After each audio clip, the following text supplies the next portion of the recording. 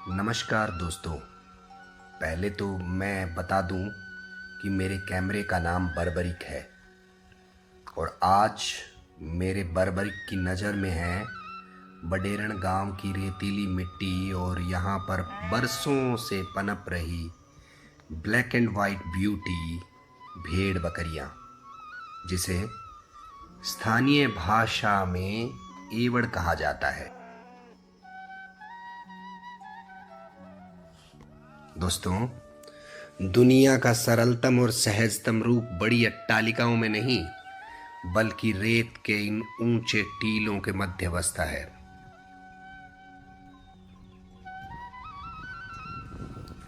ये पीढ़ियों से पाला सफेद साम्राज्य पप्पू राम जी बेनीवाल का है, जहां काले और सफेद मिलाकर 100 जिनावर है, जिसमें ज्यादातर भेड़ें हैं। पप्पू जी अपने शागिर्द सोनू के साथ दिन भर में कई किलोमीटर का सफ़र इनके पीछे पीछे कर लेते हैं और ये सफ़र वे 10-12 वर्ष की उम्र से कर रहे हैं, जब उनके पिता श्री मोटाराम बेनीवाल ने इनको पहला काम भेड़ बकरियों के छोटे बच्चों को संभालने का दिया। और ये बच्चे यानी उरणिये या घेटिये इनकी गोदी में पिछले 30-35 बरसों से बड़े हो रहे हैं।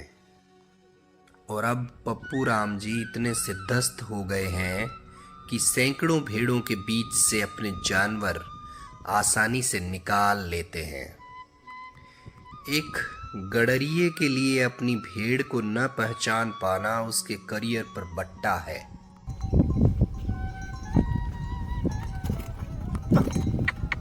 एक अच्छा गडरिया अपनी भेड़ की आने वाली पीढ़ियों को पहचान लेता है, चाहे उन्हें उसने बड़े होते देखा ही ना हो। और स्वयं भेड़ भी अपने निकट किन्हीं 50 चेहरों को 2 वर्ष तक याद रख सकती है।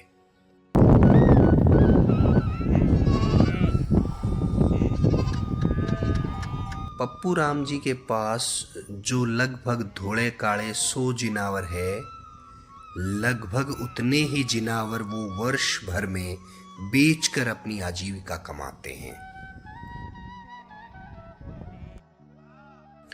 खरीदने वाले व्यापारी चूरू और पंजाब से गाड़ियां लेकर उनके विचरण स्थल पर ही पहुंच जाते हैं।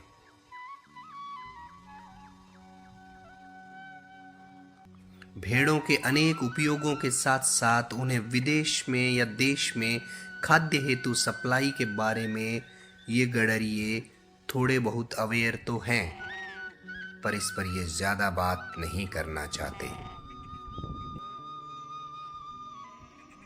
इस डेर यानी रेतीली घाटी में पप्पू राम जी और सोनू अकेले नहीं हैं। बेहद कम दूरी पर 5 से 7 रेवड़ चर रहे हैं। टोकरों की आवाज, भेड़ों और बकरियों का एक दूसरे को पुकार और छोटे मेमनों की मिमियाहट से डेहरी गुंजायमान है। ऐसा लग रहा है जैसे मेला लगा हुआ है।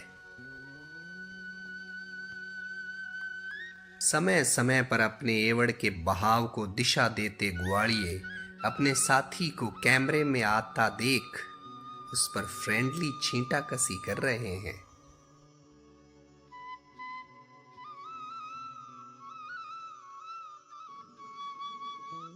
सोनू के पास एक एंड्रॉयड फोन है जिसमें अभी नेटवर्क नहीं है, परंतु उसने अपना फोन का एक व्हाट्सएप इनबॉक्स खोलकर उसमें मेरे सोशल मीडिया अकाउंट्स के नाम नोट करवा लिए हैं।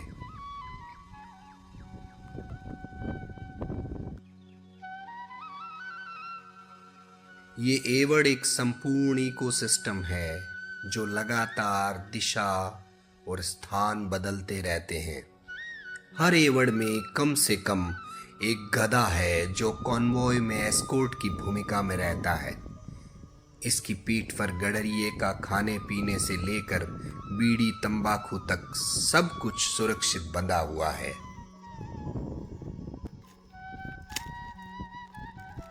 आंखों आंखों में इशारा होता है और एक गडरिया एक ऊंची जगह पर लकड़ियां तोड़कर अस्थायी चूल्हा निर्माण में जुट जाता है। दूसरा एक तबला निकाल लाता है तो तीसरा किसी एक बकरी की टांग पकड़कर उसे दूहने लगता है।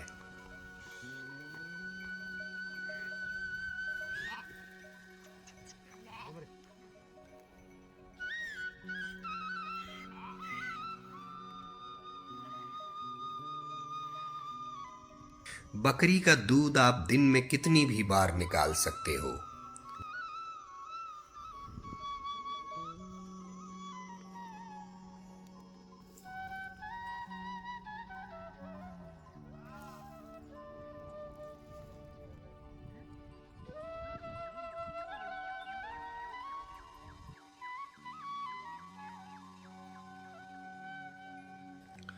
चाय पत्ती के घोल में पहले गुड़ और चीनी और बाद में दूध को उड़ेलते ही तबले में चाय का आकर्षक रंग उभर कर आया है,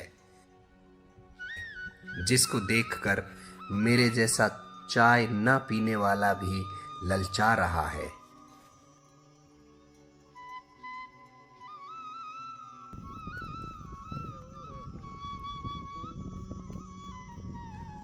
आसपास के सभी गडरिये चहलकदमी करते हुए इर्द गिर्द आ बैठे हैं।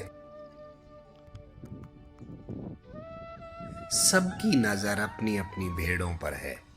वे नहीं चाहते कि उनके एवड़ एक दूसरे के साथ मिश्रित होकर अवांछित शोर मचाए।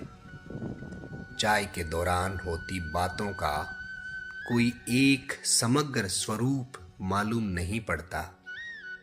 बिना किसी धारा प्रवाह के रैंडम भेड़ बकरियों घेटियों के लिए पानी बाड़ा और चारे की बातें हो रही है। अभी अभी चाय पार्टी में शामिल हुए भागूजी को अपने गधे की धीमी चाल से शिकायत है। इस वर्ष भी भेड़ की 3 बार ऊन प्राप्त करने और 8,000 रुपये प्रति मण के हिसाब से बेच पाने की खुशी उनके चेहरों पर स्पष्ट झलक रही है।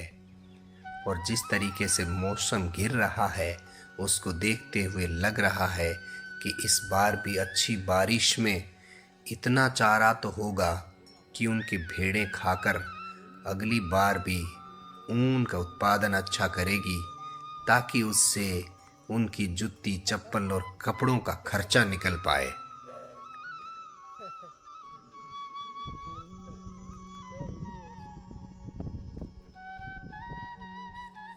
शाम ढलने से पहले गांव के निकट जोहड़ पर पानी पिलाकर निपटाने की चिंता में सभी ग्वाड़िये अपनी अपनी कटोरियों को साफ करके वापस गधे पर पैकिंग को छोड़कर अपने एवड़ की तरफ निकलने की सोच रहे हैं। चाय काल समाप्त हुआ। एक गडरिया अपने साथियों से बिना किसी थैंक यू का इंतजार किए तबला बाटी समेत अपने गधे पर पैक कर रहा है। आधुनिक दुनिया की चमक दमक और मानव विकास के विमर्श से कोसों दूर ये गडरिये अपने जीवन को अब भी उसी मूल रूप में यापन कर रहे हैं, जिसमें किसी भी भांति की कृत्रिमता नहीं है, जिसमें वर्तमान मनुष्य के भीतर आप घुसे आधुनिक सोफिस्टिकेटेड तरीके नहीं हैं।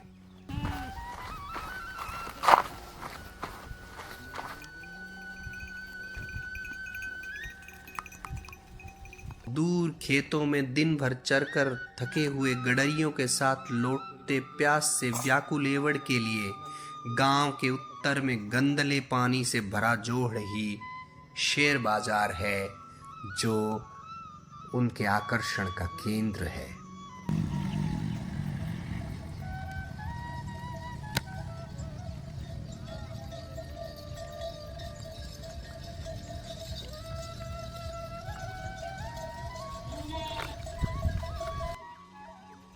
मैं सिर्फ ये सोच रहा हूँ कि क्या सरकारों द्वारा चलाई जा रही लोक कल्याणकारी योजनाओं की सूची में इस मासूम और चर बस्ती का भी कोई स्थान है,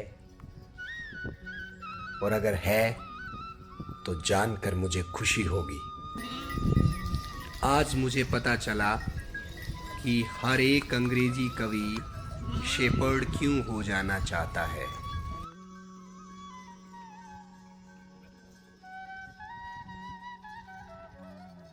How sweet is the shepherd's sweet lot.